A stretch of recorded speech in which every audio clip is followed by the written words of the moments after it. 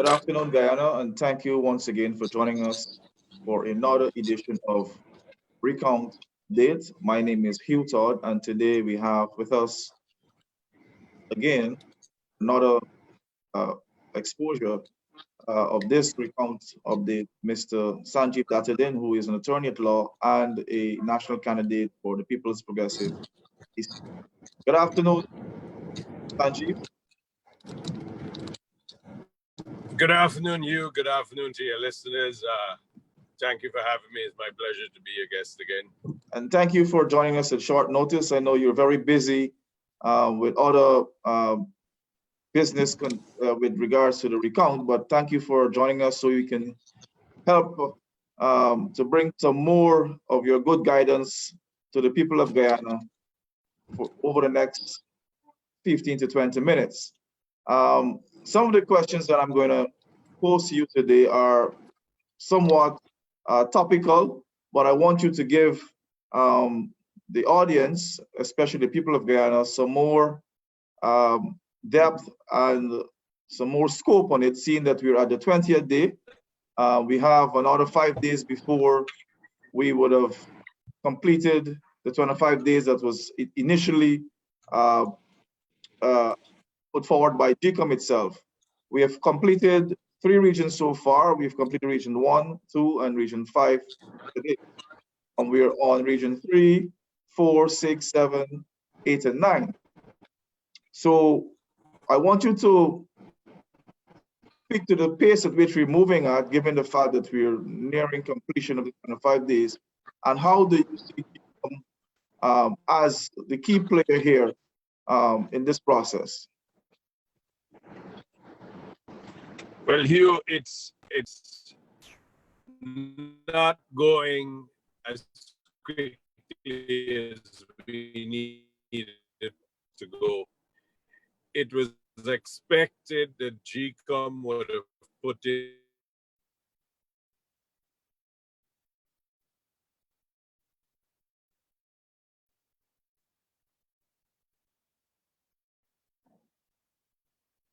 I think we're getting some technical difficulties. Can you hear me, Sanjeev? Hello?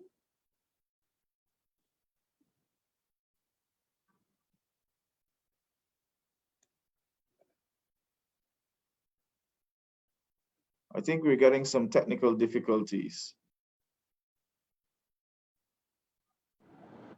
GECOM, yes, GECOM went and added 2, then they subsequently got approval for, but they want 2 more, and they've said that openly, that they would at least like 2 more so that they could move quicker, and that's not happening. It's my view that GECOM as an autonomous body does not need anybody's approval or the approval of any institution. The guidelines that are issued with the COVID task force are well known. So as long as GECOM meets those requirements and satisfies it, they're in compliance with the law. The other thing that has been happening, if you're down at the Ottachung Convention Center, you will notice that by 5 o'clock, 5:15, sometimes earlier, that the stations have stopped working. And if you listen to it, I'm sure the viewers would listen to it on Facebook or listen to it on television and radio, they will realize that these stations are mandated to go until 7 p.m. But they're not going until 7 p.m. They're always an hour and a half, 2 hours, sometimes more than that short.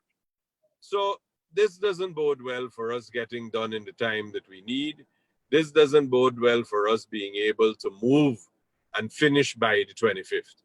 Now, as it is, what is probably required, we need a few more stations to be operational, and we also need, if possible, that we go a little later, perhaps a few more hours every day, finish a few more boxes, get up to 105, 110 boxes per day, and then we would be well within reach of where we need to be.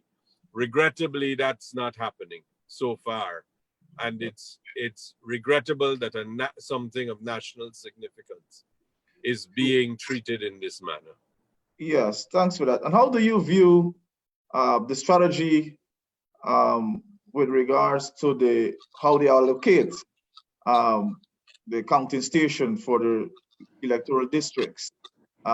One might think that Region 4 would have been given more attention, given the fact that we've completed 2 and 5, and we've added two additional stations. One would think that more stations would have been assigned to Region 4 because that is the region that has the most controversy, as we have seen what would have happened at the Ashman building.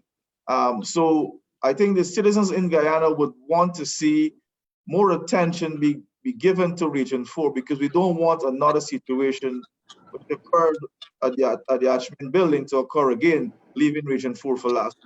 How do you think that GECOM how do you think they should deal with this particular allocation of counting stations for the district? You see, Hugh, as everyone knows, 9 regions had been declared without any difficulty 2 days, 3 days after the election. It was when the chicanery started with Region 4 and Mingo would invent fantasy numbers on a spreadsheet. That's when the process started to be derailed. That's when the electoral fraud took effect. So it was Region 4 that is the crux of why we're here today.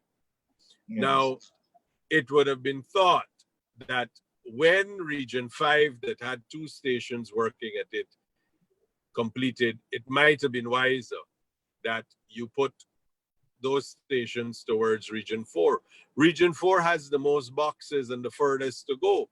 They have nearly 600 boxes still to go, more than 600 boxes. Then we have the additional position where when Region 1 was finished, or even Region 2, we should have allocated a little bit more resources towards Region 4, because this is the one that we need to get to an answer as quickly as possible. And it would have been wise it would have been preferable that we would have gotten there before the 25 days had elapsed.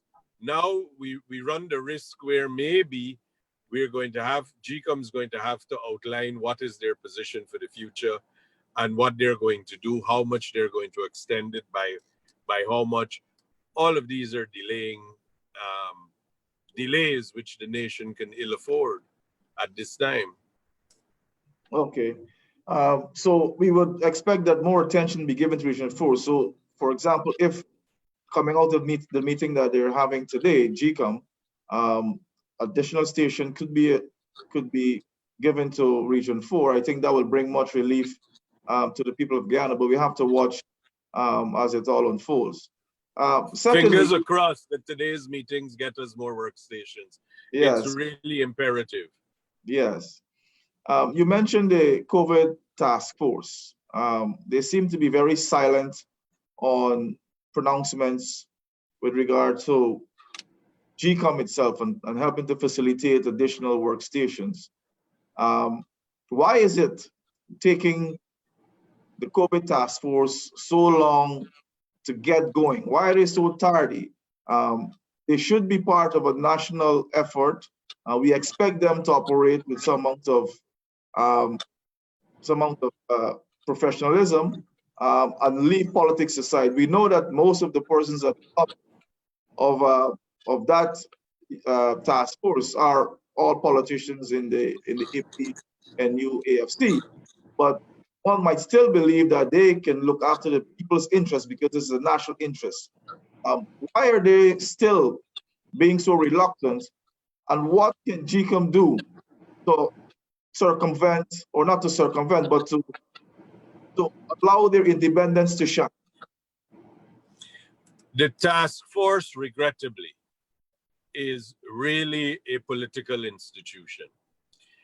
These are the same people that have asked their reps and their counting agents and their various officials that are involved, who are going to the Atachong Convention Center, to repeatedly make frivolous objections and make as many objections as they can and to slow the process down as much as possible. They are the reason that this process is slow.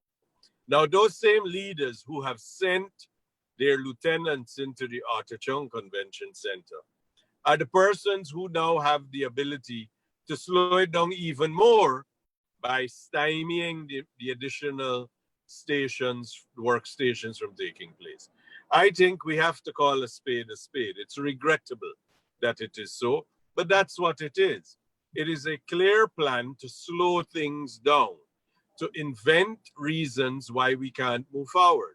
Now, GECOM is an autonomous institution, and it behoves them in their duties and obligations that they owe to the Guyanese people to say, well, to the task force, look, you have said there must be social distancing.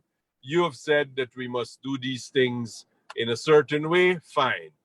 Let us do that, because there is enough space at the Artachon Convention Center for all of this to take place. For example, quite alarmingly, I mean, I speak for myself here, I am alarmed that there's so much increasingly on a daily basis members of the special branch there. I don't know why they're there, but they're saying that you shouldn't have so many people at the Artachon Convention Center and we should keep numbers low. But I mean, my humble observation is there's an increased number of police force, especially people in the special branch. And you would ask, why is that so? I mean, you don't need that many, and you don't need that many policemen there. You could have more workstations, less police. I mean, that's just me. That's my personal view. I think it's alarming. But the commission must still assert itself. It has a mandate to the Guyanese people. It's been 12 weeks, and they haven't delivered on their mandate. Suriname has their elections today. We'll have results in about 2 days. It'll be before ours. St. Kitts has elections in about 3 weeks, and they'll have their results before ours, it appears, too. It is an embarrassment. It's a crying shame what has happened here in Guyana. So is the Secretariat, the GECOM itself, is it fair to say that they are intimidated by the APNO AFC and the COVID task force, and it's preventing them from carrying out their duties in a manner in which they should? Is it a case where they are actually intimidated by that type of leadership that the APNO would have provided to all of Guyana? It's also not affected Guyanese, but it also affects an institution that is constitutionally bound to carry out elections here in Guyana. Is it that what we can deduce from this? Well, what we're seeing is the same thing that we had been complaining about. The government really, the ministers should not interfere in this process. They are exerting influence, whether directly or indirectly, in ways that are unbecoming of officials that owe the public a duty. Public officials should not behave in that manner, and this is an election. GECOM, more than a week ago, 10 days ago, said they wanted 6 stations. They received no response from Wednesday to the following Monday, which was last Monday. At which point in time, the chairwoman said, look, just do 2. We got to move quicker. Just do 2. Later that day, it then came that the task force says, well, okay, we'll allow you 2. But then they said, well, what about the other 4? They have given no response about this. They've visited the Artachon Convention. Anybody who goes there, you see the amount of space there is. There are meeting rooms all around that convention center that are individual and isolated. They are places that would be closed rooms. You could have 10 people in there, and they can be separated 6 feet apart. These are not difficult things to do, which is why GECOM made that assessment. But they're being stymied by the task force, and I don't think they should listen to the task force. They should not take any instructions from that task force. The task force has issued guidelines, comply with the guidelines and move on. You don't need them to approve how many workstations you have. You need to comply 6 feet apart, not so many people, How do we have the sanitization, fulfill the obligations, and move forward? Yes. So I'm looking at the entire situation, and I'm getting the sense that institutions and citizens alike have been intimidated and are somewhat anxious and in some cases scared. Carter Center, that is an institution that has led the drive for democracy here in Guyana, and they've been very integral here in every elections following the 1992 elections, well respected internationally, and they come with a lot of goodwill. They are not here um, as yet. They've been denied twice. Um, would Carter's presence allow for a more fluid system? Would the Carter's presence here give more uh, courage and more drive to the process if they're here, and help to help to cushion some of the intimidation that GECOM is facing? Well, you see, these are the tools of people who want to have their own way or to oppress a nation. This is what the main thing is. If we start from the position, the premise is these elections were compromised. There was fraud going on in Region 4. Now, with that being the case, we are now trying to repair the credibility of that process. There could be no losing by inviting every observer anywhere in the world that would like to come to lend credibility to your process, especially the Carter Center that was instrumental in 1992 in restoring democracy. This same government in 2015 had such high praise for the Carter Center. And they were the ones demanding that the international observers be allowed.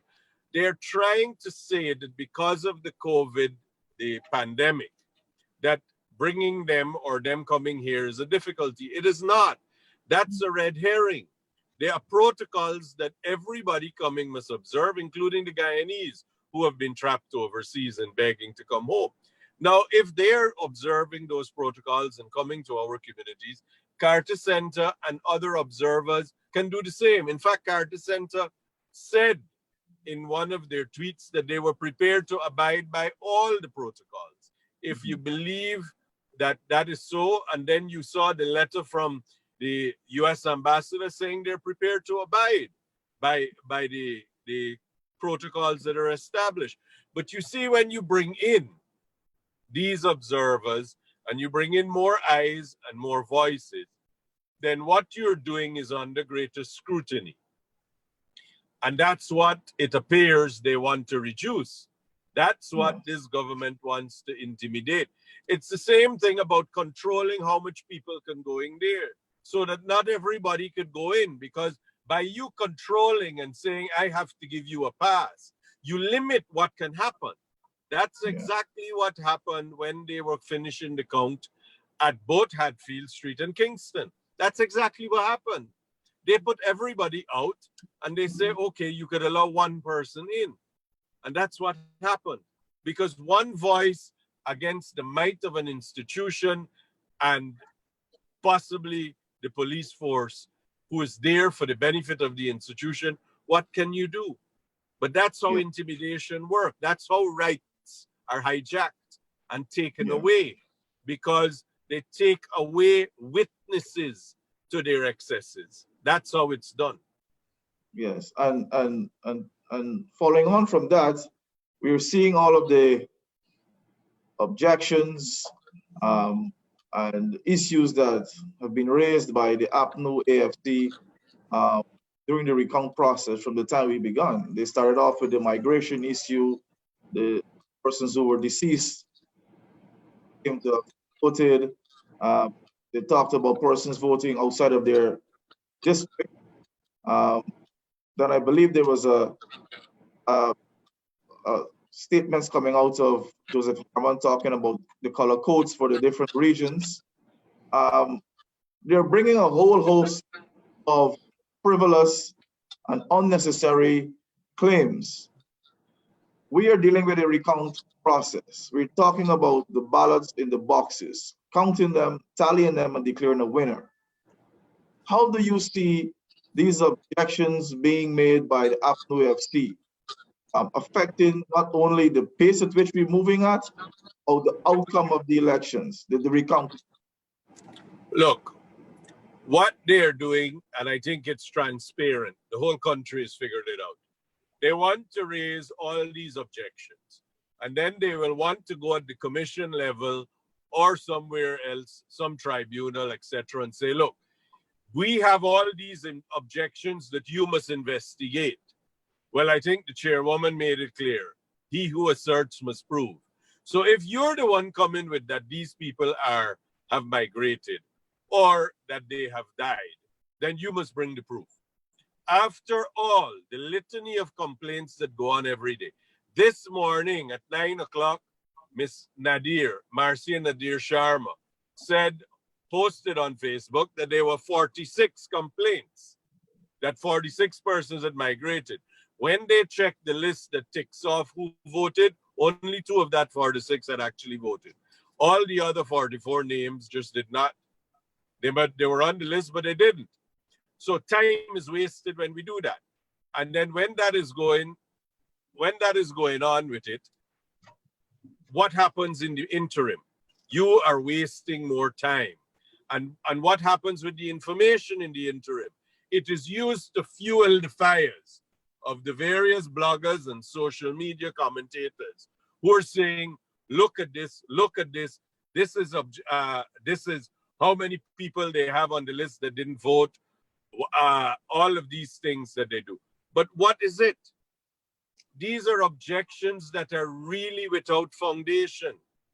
They gave a sheet of paper, a typewritten spreadsheet, I hate to use that word, with 6 names on it. The next day, Kiteshore News had 2 of those persons on that names who they said had left the country. And the people said, we were here, we voted, and we voted for APNU too at the election. Yes. Now, and you see social media is awash with various persons who are putting video messages up who they said that I was dead, or they said that I was out of the country, but I am here. And you could see that it's a concerted effort and plan. And I trust and hope that GECOM realizes that as a matter of law, that's not their obligation. They have to count the ballots. If you have all these things that prove that these people didn't vote and it's fraudulent and the numbers are wrong, file your election petition, take it to a judge and prove your case. You can't have GECOM investigate it. GECOM will have to adjudicate. That's what you're saying. I don't believe that the law permits them to consider to adjudicate. But if you're saying that they must make this finding, how could they investigate?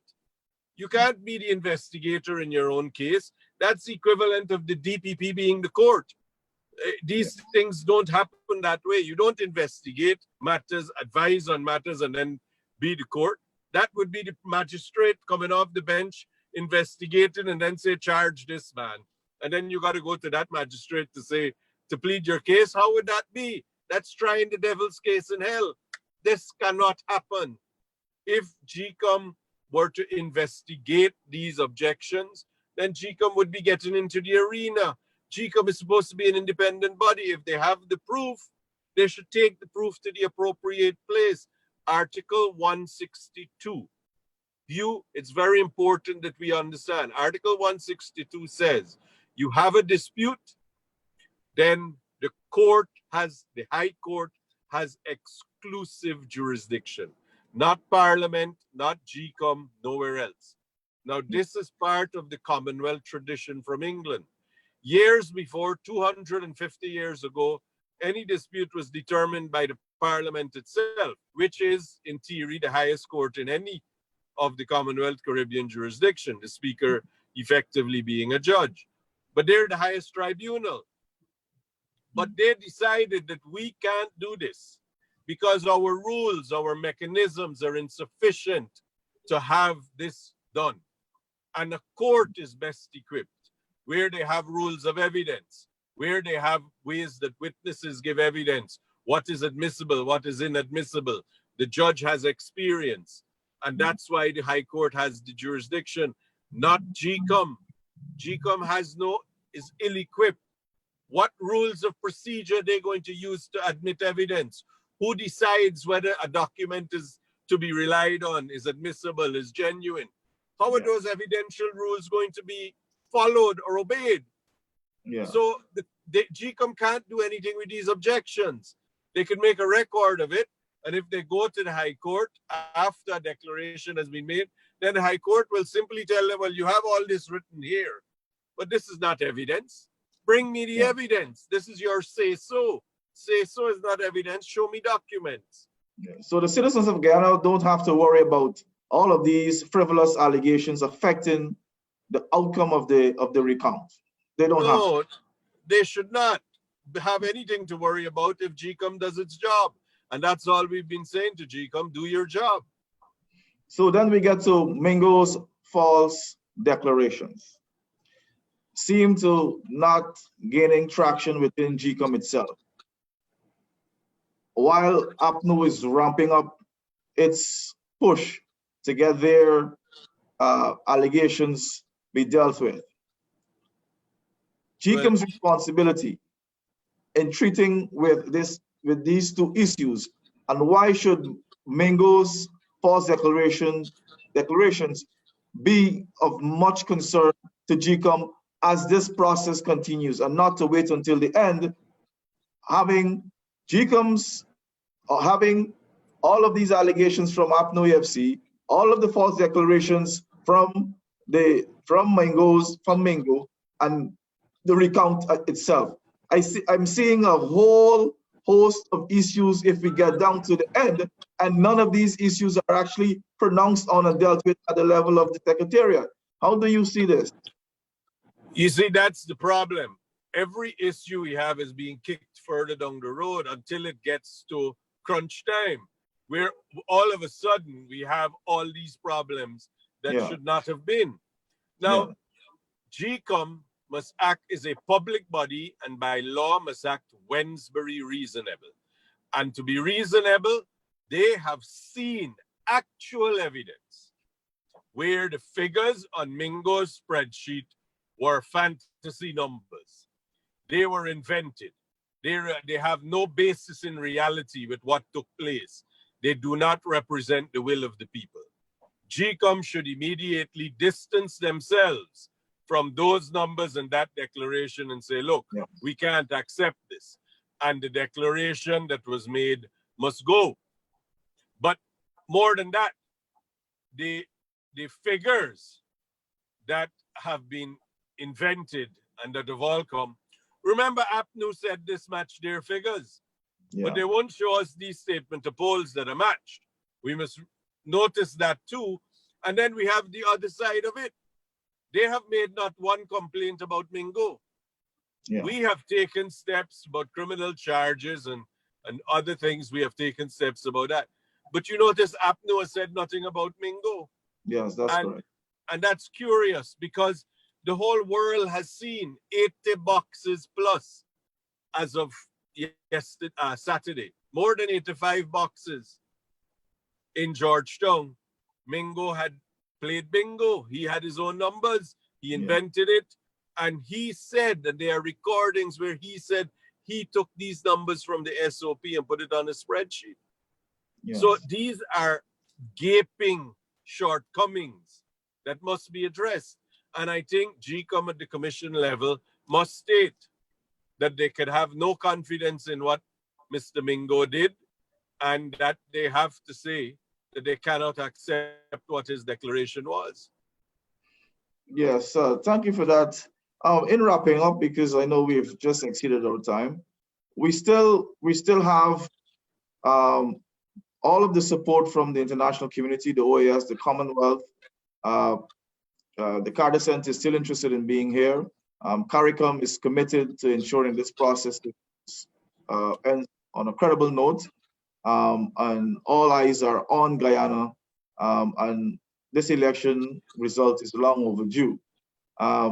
Could you give some comfort to the citizens of Guyana, based on the fact that we have to rely on GECOM. GECOM is an independent body, and how much confidence we have to put in GECOM to ensure that this process ends on a high note, the best note, which is a credible note. Give the people of Guyana a sense of why they should be optimistic about good outcome because of the institution known as GECOM. Well, you see, GECOM is the only body that can answer all these questions as it relates to the vote and the elections. They're a public body. As much as they may have fallen into error, and as much as things happen that should not have happened, we have to recognize that what's happening now with this recount is the right thing. It is being broadcast. We're hearing it. It is progressing slowly, much more slowly than it should, but it's progressing fairly.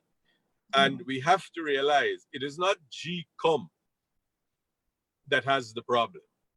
It is a few bad apples within GECOM who have perverted this counting of ballot, declaration of ballot, and so they are trying, as we understand it, to pervert the recount, but are not succeeding.